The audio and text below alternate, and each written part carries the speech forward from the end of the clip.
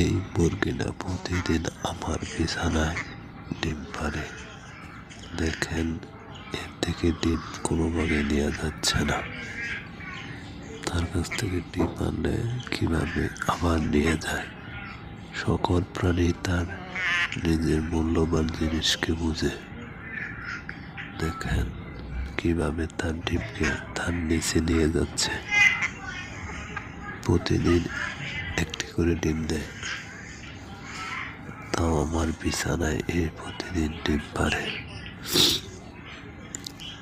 এর কাহিনী দেখলে আপনি অবাক হয়ে যাবেন। দেখেন কিভাবে ডিমটাকে আগলে নিচ্ছে।